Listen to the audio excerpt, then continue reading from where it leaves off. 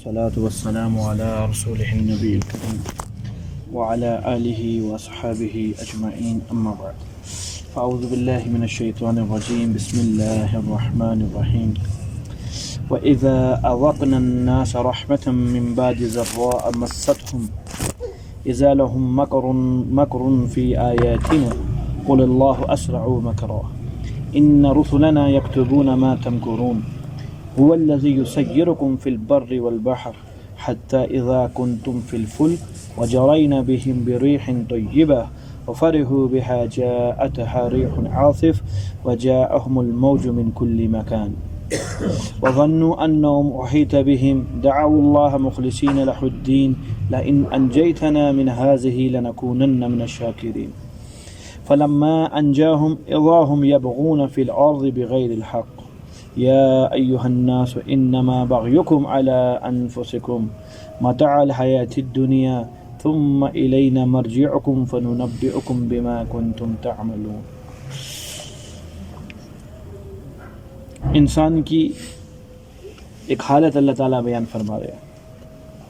وَإِذَا أَذَقْنَا النَّاسَ رَحْمَةً مِّن بَعْدِ ضَرَّةٍ مَسَّتْهُمْ، جب اللہ فرماتے ہم لوگوں کو کسی رحمت کا مزہ چکھائیں بعد اس تکلیف کے جو ان کو پہنچی، یہ نعمت ہوئی اللہ کی. اللہ فرما رہے جب ہم لوگوں کو کسی رحمت کا مزہ چکھائیں اس تکلیف کے بعد جو ان کو پہنچی. مشقت کے بعد، غم کے بعد خوشی بہت مزیدار ہوتی ہے. ایک آدمی ہمیشہ خوشیوں میں رہتا ہے، اس کو خوشی کے سرور کا نہیں معلوم خوشی ہے کیا چیز، کیونکہ اس کی دوا میں ایک چیز ہے. غریب آدمی گوشت کی اہمیت کو جانتا ہے کیونکہ وہ دال سبزی کھاتا ہے، خوب کھاتا ہے، ہفتے میں ایک دفعہ اللہ توفیق عطا فرما دیتے ہیں گوشت کی نعمت کو شکریہ ادا کر کے کھاتا ہے. اور ایک آدمی کھاتا ہی صرف گوشت ہے، بیزار ہو جاتا ہے، بلکہ وہ دال سبزی کی طرف آ جاتا ہے کہ بھئی وہ چیز ہو جائے. رمضان میں ہماری یہ کیفیت ہوتی ہے، تقریباً ہر گھر میں روزانہ کی ترتیب پہ گوشت ہوتا ہے تو دال سبزی کی فرمائش ہوتی ہے. نعمت کی قدر وہاں ہوتی ہے جب فقدان رحمت ہوتا ہے. رحمت چھنی ہوتی ہے، کچھ عرصے کے لیے موقوف ہوتی ہے. یہ موقوف ہونا بھی سبب ہے. رحمت کے اندر جو اللہ رب العزت کی رحمت ہے اس پر جو شکریہ مقصود ہے انسان کی طرف سے، اس شکریہ کو اعلیٰ پیمانے کے اوپر بجا لاوے. وہ تبھی لا سکتا ہے جب نعمت کی قدردانی کرے گا، تب شکریہ بجا لاوے گا، ورنہ کیا کرے گا؟ نا قدری کرے گا. یہاں اللہ فرما رہے ہیں جب ہم لوگوں کو کسی رحمت کا مزہ چکھائیں بعد اس کے کہ ان کو ایک تکلیف پہنچی تھی، اب تو ضرور شکر ادا کرنا چاہیے تھا کیونکہ نعمت کو جانتا ہے اب یہ، کیونکہ اس کو غم پیچھے پہنچا ہے. یہ وہ نہیں ہے جو ہمیشہ نعمتوں کے اندر رہا ہے. اذا لهم مکر فی آیاتنا، تو یہی لوگ جن کو پہلے غم تھے، ایک پریشانی کی حالت میں تھے، اللہ کی طرف سے رحمت پہنچی. اس رحمت کا خلاصہ یہ تھا کہ رحمت کو نعمت سمجھے اور اللہ تعالیٰ کا شکریہ ادا کرے. لیکن اللہ فرماتے ہیں ان لوگوں نے ہیلے بنانا شروع کیے، شرارتیں کی فی آیاتنا، ہماری آیات کے اندر، یعنی مکر گئے. اللہ کی نعمت کی ناقدری کیا ہے میرے محترم ساتھیوں؟ اللہ تعالیٰ جس نے جو نعمت عطا فرماتے، اگر نعمت کا شکر نہ ہوا، نعمت کا شکر کیا ہے؟ اللہ کی اس نعمت سے معصیت کا سبب نہ بنایا جائے. اس نعمت کو کیا نہ بنایا جائے؟ یہ ہے ناشکری. ہم کیا کہتے ہیں؟ روٹی کے نیچے گرانا ٹھیک ہے، ادب کے خلاف ہے، لیکن کما حق ناشکری یہ نہیں ہے. اللہ کی نعمت کو کس کا ذریعہ بنایا جائے؟ معصیت کا ذریعہ بنایا جائے، گناہ کا ذریعہ بنایا جائے. یہ نعمت کی الاتم وہ ہے، کیا نام ہے، ناشکری ہے نعمت کی. اس کی ایک چھوٹی سی مثال لیجیے. آنکھ نعمت ہے، اب وہ جگہ جہاں سے اللہ نے منع فرمایا ہے بار بار اس کو دیکھتا ہے تو معصیت کی کیا ہوگی؟ کیا نام ہے، نعمت کی کیا ہوگی؟ ناشکری ہوگی. نقصان کیا ہوتے ہیں؟ دو نقصان ہیں جو سامنے آئیں گے. ایک زوال نعمت کیا ہو جاوے گی؟ ضائع ہو جاوے گی. دوسری چیز، اس نعمت کی ناقدری پر اللہ کی طرف سے عذاب آئے گا. خالی نعمت چھینے کی نہیں کہ نعمت ہم نے دی تھی، تم نے چونکہ قدر نہیں کی ہم تم سے نعمت چھین لیتے، نہ. نعمت چھیننے کے ساتھ ساتھ، زوال نعمت کے ساتھ ساتھ اللہ کی طرف سے کیا بھی آئے گا؟ عذاب. اور نعمت پر شکریہ کی طرف سے ایک تو نعمت بڑھے گی اللہ کی طرف سے، یہ اللہ کے احسان ہیں. خود نعمت دیتے ہیں، اس پر جب انسان شکریہ ادا کرتا ہے تو اس نعمت کو بڑھاتے ہیں اور طرفدار ہوگا، مستحق ہوگا تعریف کے اللہ کے ہاں مجموع کے اندر. شکر کیا ہے؟ ظاہری شکر تو یہ ہے کہ زبان بولے کہ اللہ میں اس نعمت کا مستحق نہیں تھا جو آپ نے عطا فرمائی ہے، اور تیرا شکر ہے کہ تو نے مجھے بغیر استحقاق کے یہ چیز عطا فرما دی ہے۔ باطنی شکر کیا ہے؟ باطنی شکر یہ ہے کہ اس نعمت پر خواہ وہ کس درجے کی نعمت ہو، چھوٹی نعمت ہو یا بڑی نعمت ہو، دل سے خوش ہو۔ کیا خوش ہو؟ دل سے خوش ہو۔ جو لوگ ہوتے ہیں سزاوار، حکومت کی طرف سے سزا کے مستحق ہوتے ہیں، عدالت کے اندر ان کو سزا جاری کر دی گئی ہوتی ہے، اب ان کو معلوم ہوتا ہے حتی الامکان ہماری تو کوشش سے بھی سزا ٹلنے والی نہیں ہے، پھر یہ تخفیف کی درخواست درج کرتے ہیں کہ کیا کر دو، تھوڑا سا ہلکا کر دو۔ یہ تخفیف ان کے لیے نعمت ہے۔ پہلے 10 سال قید تھی، پتہ ہے یہ 10 سال میرے جان نہیں چھوٹیں گے، یعنی میرے سے سزا ملتوی ہونے کی نہیں، تخفیف کی بات کرتے ہیں، تھوڑی سی کمی ہو جائے، 8 سال 6 سال۔ بظاہر طور پر یہ نعمت بھی قیدی کے اندر ہوئے گی، لیکن کیا ہے اس کے حق میں؟ یہ نعمت ہے۔ باطنی نعمت کیا ہے کہ اپنے آپ کو، اپنے دل سے اس نعمت کو کیا سمجھے کہ اللہ کی طرف سے عطا کردہ ہے، اور سب سے بڑی بات اللہ رب العزت کی اس نعمت کو اللہ کی اطاعت کے اندر استعمال کرے۔ بڑھوتری کا بھی وعدہ ہے، لَأَزِيدَنَّكُمْ، قرآن نے فرمایا لَإِن شَكَرْتُمْ لَأَزِيدَنَّكُمْ، اگر تم ہماری نعمتوں پر شکریہ ادا کرو گے ہم تمہاری نعمتوں کو خوب سے خوب بڑھائیں گے، اور تم تعریف کے مستحق ہوگے ہمارے مقام کے اندر جو اللہ کا دربار ہے۔ یہاں نعمت دی اللہ نے راحت ان لوگوں کو، ان مصائب زدہ لوگوں کو۔ یہ کیسی نعمت تھی جی؟ اس کے بارے کے اندر روایت آتی ہے، 2 روایتیں۔ 6 سے 7 سالہ قحط آیا تھا ان پر، اہل مکہ کے اوپر، بہت بری حالت تھی۔ تو ابو سفیان آئے اور آ کر آپ صلی اللہ علیہ وسلم سے عرض کی کہ آپ کا اہل خاندان ہے، سارا کا سارا کنبہ ہے جو پریشان حال ہے، مہربانی کیجئے، دعا کیجئے۔ اللہ نے پہلے فرما دیا آپ کی دعا کے بعد بھی یہ عذاب تو ٹلے گا، لیکن یہ لوگ ایمان کبھی بھی نہیں لائیں گے۔ لیکن چونکہ شفقت غالب تھی آپ صلی اللہ علیہ وسلم کے، 2 چیزیں کے عنصر تھے آپ صلی اللہ علیہ وسلم، اور کمال حد تک یہ 2 چیزیں پائی جاتی تھی، کمال حد تک۔ ان سے زیادہ آپ صلی اللہ علیہ وسلم کی ذات مبارک سے زیادہ کسی ایک انسان کے اندر یہ 2 چیزیں کمال حد تک نہیں پائی گئی۔ ہر ایک کے اندر اپنی استطاعت کے مطابق خوب سے خوب پائی گئی، تمام انبیاء کے اندر، لیکن آپ صلی اللہ علیہ وسلم میں کما اتم پائی گئی۔ یہ نہیں کہہ سکتے ہیں، اس بات کو سمجھیے گا کہ جی پرانی شریعتیں ناقص تھیں اس امت کے لیے، نہیں، ایسی بات ہرگز نہیں ہے، غلط بات کہہ رہے ہیں۔ کیا مطلب؟ اللہ نے اپنی نبی کو شریعت ناقص دی ہوئی تھی، جو شریعت عطا فرمائی تھی وہ کامل تھی۔ کن لوگوں کے لیے؟ جو ان لوگوں کے نبی تھے۔ ہماری کو شریعت اکمل عطا فرمائی ہے، وہ بھی نبوت کامل تھی۔ موسیٰ علیہ السلام جو نبوت تھی کامل نبوت تھی، عیسیٰ علیہ السلام کی نبوت کامل تھی، آپ علیہ الصلوۃ والسلام کی نبوت اکمل نبوت ہے، سب سے زیادہ کامل۔ تو سارے نبیوں کے اندر اوصاف اور صفات تھی، آپ علیہ السلام میں یہ 2 صفتیں علی الاتم تھی۔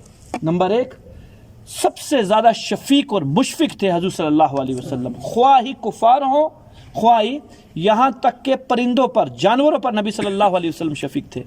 صحابی رسول فرماتے ہیں ہم رفع حاجت کے لیے اللہ کے نبی تشریف لے گئے، ہم کسی جگہ جا رہے تھے، تو آپ علیہ السلام جب فارغ ہو کر تشریف لائے تو اسی اثنا کے اندر ہمیں درخت کے اوپر 2 پرندے کے بچے مل گئے، ہم نے وہ بچوں کو اٹھا لیا، ماں پیچھے پیچھے آئی، یہاں تک کہ حضور صلی اللہ علیہ وسلم تشریف لے آئے اور ماں بھی آ گئی، اس نے اپنے آپ کو بچھا دیا ہمارے سامنے۔ وہ صحابی فرما رہے پرندے نے، جو ماں تھی لیٹ گئی ہمارے سامنے، ایک بھیک مانگتے، درخواست کرتے ہیں۔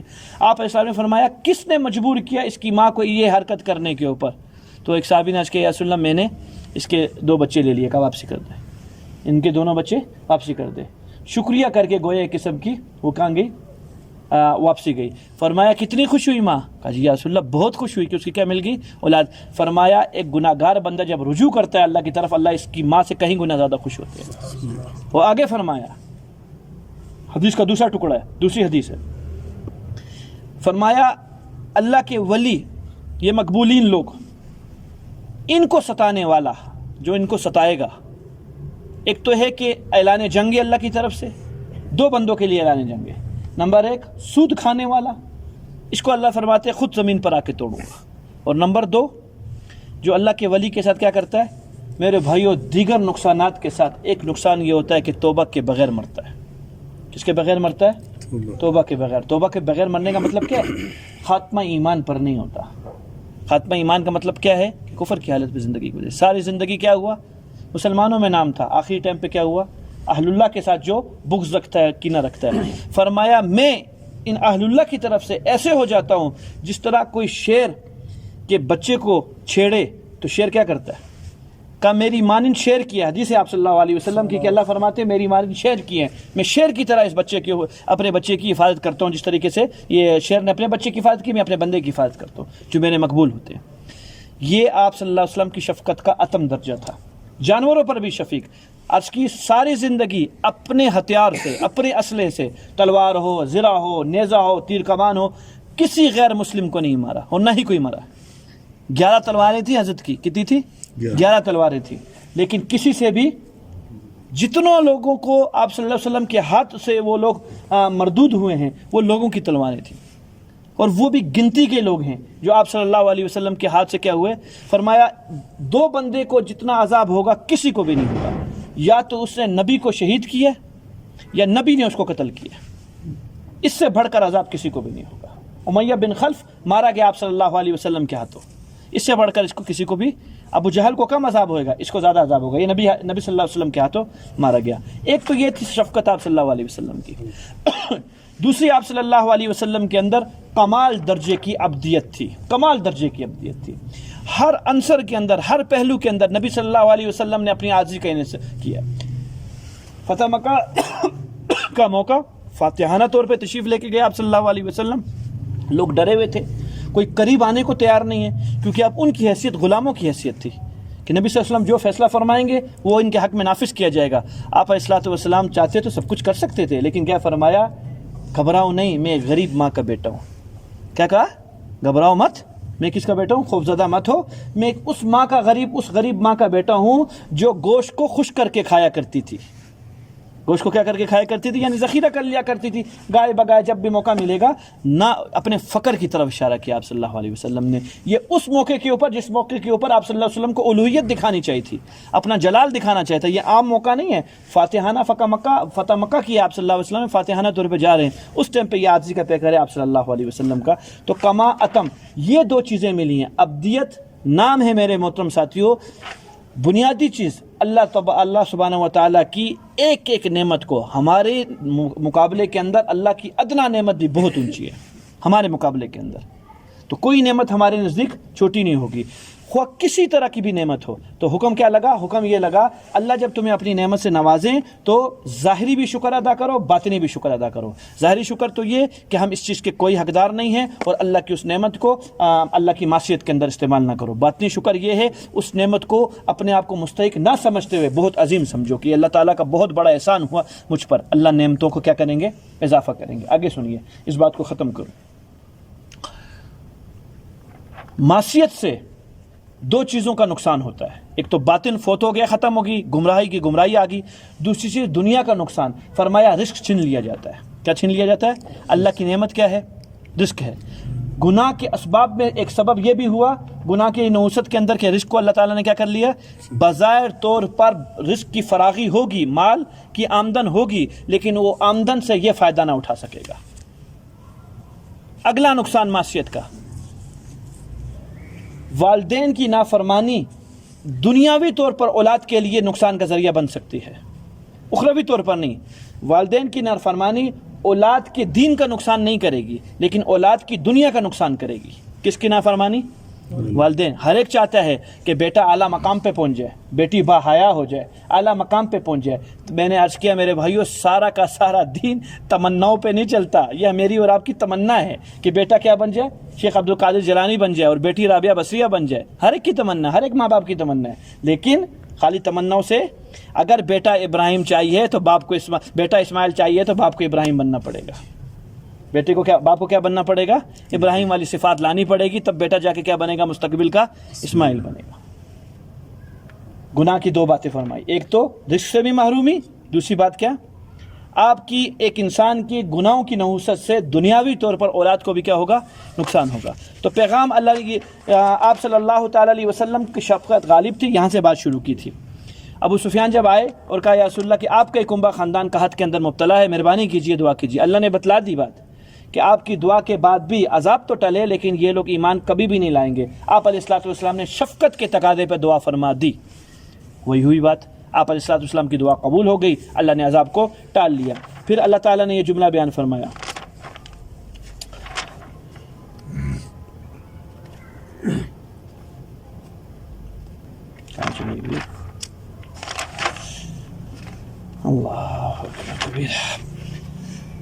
اذا لهم مکر فی آیاتنا، جیسی عذاب ختم ہوا دوبارہ ضد اور عناد، جس کا مقصود اللہ کی ناراضگی تھی کہ اللہ کی ناراضگی کو اپنے گلے کے اوپر لینا، اللہ کی نشانیاں، اللہ کی آیات کا انکار کر دیا دوبارہ کہ ہم اللہ رب العزت کو نہیں مانتے، یا سفارشی معجزات لاؤ تب کہیں جا کے اللہ تعالیٰ پر ایمان لائیں گے۔ قل اللہ، آگے سزا فوراً اللہ نے بیان فرما دی۔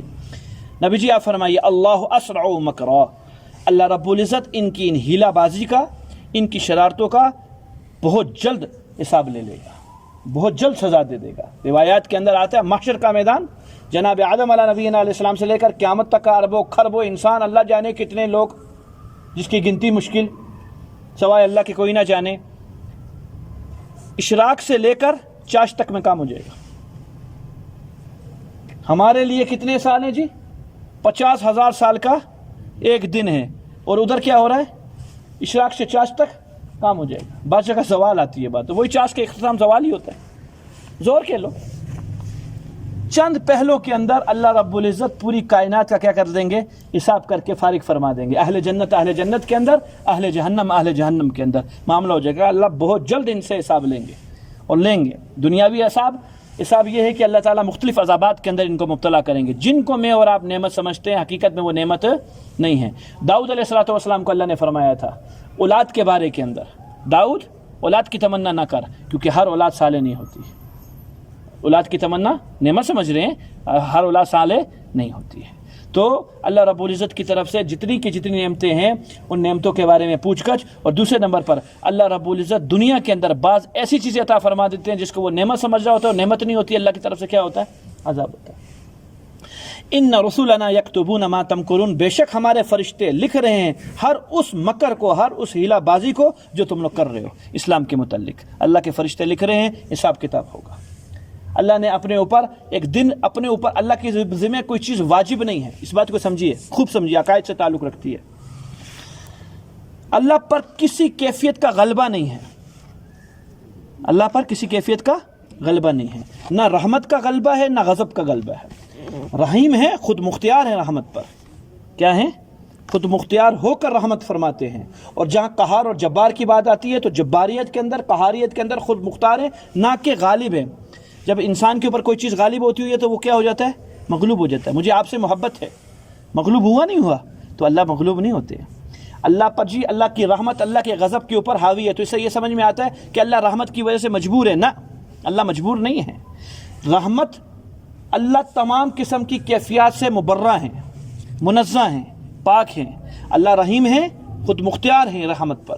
اللہ قہار ہے، خود مختار ہو کر قہاریت کا حکم لگائیں گے، نہ کہ کسی مجبوری کے اوپر لگائیں گے۔ فرمایا اللہ رب العزت نے ایک دن خاص کیا ہے، جس کا دن کیا ہے؟ قیامت کا۔ اللہ چاہیں تو آج عذاب دے دیں، دیا نہیں ہے لوگوں کو، دیا ہے ساری قوموں کو، پچھلی والوں کو دنیا کے اندر بھی عذاب دیا، آخرت کے اندر بھی عذاب دیں گے۔ آپ صلی اللہ علیہ وسلم کی قوم کے لیے بھی یہی بات ہے، عامی عذاب نہیں آئے گا لیکن خاص عذاب دنیا میں آیا ہے۔ کہیں دفعہ تعاون کی بیماری آئی ہے، سیلاب آیا ہے، زلزلے قسم کے آئے ہیں، آدھی لوگ تباہ ہو گئے دنیا کے اندر، کوئٹہ ختم ہو گیا 1935 کے اندر۔ یہ کیا ہے؟ عامی عذاب نہیں ہے، خاص عذاب ہے، اس سے مستثنا ہے، یہ کہیں نہ کہیں آئیں گے، لیکن اکرام رسول اللہ صلی اللہ علیہ وسلم کی خاطر عام عذاب نہیں آئے گا۔ آپ صلی اللہ علیہ وسلم کی اکرام کی خاطر اس کا بدل کیا ہے؟ دنیا کے اندر ہمارے فرشتے تمہارے نگہبان ہوں گے، جو تم ظاہر میں کرو گے، جو تم باطن کے اندر کرو گے وہ لکھیں گے۔ الیوم عمل، حضرت علی رضی اللہ عنہ فرماتے تھے آج عمل کا دن ہوگا، حساب کتاب نہیں ہوگا، کوئی نہیں پوچھیں گے اللہ تعالیٰ، غد یکون حساب والا عمل، کل حساب ہوگا، اور حساب کیسا ہوگا؟ میرے بھائیو آسان معاملہ نہ ہوگا۔ حدیث پاک میں آتا ہے، اما عائشہ رضی اللہ تعالی عنہا وارضا فرماتی ہیں اللہ کے رسول صلی اللہ علیہ وسلم نے فرمایا من نوکشا فقط حلق، جس کی تفتیش کر لی اللہ تعالیٰ نے گیا، یوں بندے لین سے جا رہے ہوں گے 1000 جائیں گے، اور فرمایا 1000 میں 999 جہنم میں جائیں گے، ایک جنتی ہوگا۔ 1000 میں 999 جہنم میں اور ایک جنت میں۔ کرم اس کا اللہ تعالیٰ کہ مسلمان صرف ہو گئی اس میں ایک، مسلمان کیا ہوگا؟ سارے کافر ہوں گے، 999 جنہوں نے جہنم میں جانا ہے ہوگا۔ تو اس سے تھوڑا دل کو اطمینان ہوگا کہ جو ایک جنت والا ہوں وہ میں ہی ہوں، کیونکہ میری لائن کے اندر کوئی اور قواعد پورے نہیں ہیں کسی کے، قواعد خالی پورے میرے ہیں، یعنی ایمان میں لایا ہوں، یہ جنت میں جائے گا۔ لیکن جہاں کہہ دیا جائے گا نا رک، بس گیا معاملہ، جہاں معاملہ ہو جائے گا رک جا، اس کی تحقیق کر لی جائے، تو میرے بھائیو بہت مشکل ہے اللہ کی طرف سے نکلنا۔ هو الذی، اگلی نعمت اللہ تعالیٰ کی جو کائنات میں اللہ نے مجھے اور آپ کو عطا فرمائی ہے، هو الذی یسیرکم فی البر والبحر، وہ اللہ جس نے آسان کر دیا تمہارے لیے سفر کو، خشکی کے سفر اور دریاؤں کے سفر، جنگلات کے سفر، اتنا بڑا لویا ٹنوں کے حساب سے ہواؤں کے اندر اڑ رہا ہے، دنیا کی کوئی طاقت کر سکتی ہے اللہ کی مدد کے بغیر؟ سوال پیدا نہیں ہوتا۔ جس مادے کو انہوں نے استعمال کیا ہے وہ مادہ کس نے لگایا تھا؟ اللہ تعالیٰ نے۔ جو اسباب بنائے ہیں وہ اسباب مہیا کرنے والے مسبب کون تھے؟ اللہ رب العزت کی ذات تھی۔ ان کی محنتوں کے اوپر اللہ نے کامیاب فرما دیا کہ یہ سفر کرنا کیا کیا ہے؟ ہم نے آسان کیا ہے۔ سمندروں کی گہرائی کو نہ ناپ سکے کوئی، نہ اس کی بساست سے کوئی معروف ہو سکے، اس کے پانی کو کشتی چیرتے ہوئے جاری ہے، اللہ کے حکم سے جاری ہے۔ فرمایا یہ کام ہم نے کیے۔ حتیٰ اذا کنتم فی الفلک، جب تم سوار ہوتے ہو کشتی کے اندر، وجرین بہم، اور یہ کشتی لوگوں کو لے کے چلتی ہے، برہین طیبہ، موافق ہوا کے ساتھ، ہوا موافق ہوتی ہے کشتی چلتی ہے، وہ فرحوا بہا، اس کشتی کی رفتار کو دیکھ کر سوار خوش ہوتے ہیں۔ کیا ہوتے ہیں؟ خوش ہوتے ہیں۔ جاءتھا ریح عاصف، اچانک سے مخالف ہوا آ جاتی ہے جس کو طوفان کہتے ہیں، اندھیری ہوا آتی ہے۔ وجاءہم الموج من کل مکان، اور ہر طرف سے موجیں آ جاتی ہیں۔ اب وظنوا، سب یہ گمان کرتے ہیں، انہم احیط بہم، کہ ہم گھیرے میں آ گئے، اس کیا نام ہے، ان موجوں نے ہمیں گھیرا کر لیا۔ دعوا اللہ مخلصین لہ الدین، اب اللہ کو پکارتے اخلاص کے ساتھ، اس کے بندے بن کر، نہ بت یاد آیا، نہ حبل یاد آیا، کوئی یاد نہ آیا، سارے اب اللہ کو پکارتے ہیں اور ایک اللہ سے بات کرتے ہیں۔ لئن انجیتنا، اللہ جی اگر آپ نے ہمیں بچا لیا، من ہذہ، یعنی اس مشقت سے، لنکونن من الشاکرین، ہم آپ کی شکر گزار بن جائیں گے، موقع دیجئے، کر دیجئے۔ اللہ کیا فرماتے ہیں؟ فلما انجاہم، جب اللہ تعالیٰ انہیں بچا لیتے ہیں، اذا ہم یبغون فی الارض بغیر الحق، پھر دنیا کے اندر بغیر کسی حق کے شرارتیں کرتے ہیں۔ شرارتیں سے مراد اعراض عن الدین، اللہ کے دین سے اعراض، اس سے بڑی کوئی شرارت نہیں ہے۔ دین سے اعراض کرتے ہیں۔ یا ایھا الناس، اے دنیا بھر کے لوگوں، خوب سنو قاعدہ اللہ تعالیٰ کا، انما بغیکم علی انفسکم، تمہاری شرارتیں تمہارے لیے ہیں، اللہ کی ذات کا کوئی نقصان نہیں کریں گی، تمہاری شرارتیں تم ہی پر وبال آئیں گی۔ حدیث پاک میں آتا ہے، آپ صلی اللہ علیہ وسلم نے فرمایا، ایک نیکی ایسی ہے کہ تمام نیکیوں سے پہلے اس نیکی کا اجر ملے گا، دنیا کے اندر بھی آخرت کے اندر بھی، اور ایک برائی ایسی ہے کہ تمام برائیوں سے پہلے اس کا بدلہ ملے گا، دنیا میں بھی سزا ملے گی، آخرت میں بھی ملے گی۔ حسن خلق، اچھے اخلاق اور صلہ رحمی کا یہ وہ نیکی ہے کہ اللہ تعالیٰ دنیا میں بھی اس کا بدلہ دیں گے، آخرت کے اندر بھی اس کو بدلہ ملے گا۔ اخلاق سب سے زیادہ پیمانے کے اندر، ترازو میں سب سے زیادہ وزنی تولے جائیں گے کل قیامت کے دن، اور جو نیکی، جو برائی دنیا کے اندر ہے، جس کو فرمایا یہاں شرارت کے ساتھ، وہ ہے کیا نام ہے، قطع تعلقی۔ کیا چیز ہے؟ ظلم اور قطع تعلقی۔ اس کا بدلہ دنیا کے اندر بھی ملے گا، اور ضرور ملے گا، یقینی ملے گا، کسی نہ کسی شکل کے اندر، اور آخرت کے اندر بھی ملے گا۔ ایک اور حدیث میں آتا ہے، اللہ کے نبی اسلام نے فرمایا 3 بڑے گناہ ایسے ہیں جن کی سزا انسان کو ضرور ملے گی۔ سب سے پہلے بدعہدی، پھر فریب، تیسری چیز ظلم۔ ان تینوں چیزوں کا بدلہ دنیا میں ملے گا۔ اب اس کی تفصیل ہے، ظلم کا مقصد کیا، ظلم کسے کہتے ہیں؟ وضع الشیء علی غیر محلہ ظلم، ہر اس چیز کی وضع جس کے لیے کی گئی ہے اس کے خلاف اس کو استعمال کرنا ظلم ہے۔ ٹوپی اور امامے کی جگہ کہاں ہے؟ پاؤں، پاؤں پہ رکھ لی ظلم ہے، پاؤں پہ رکھ لیا ظلم ہے۔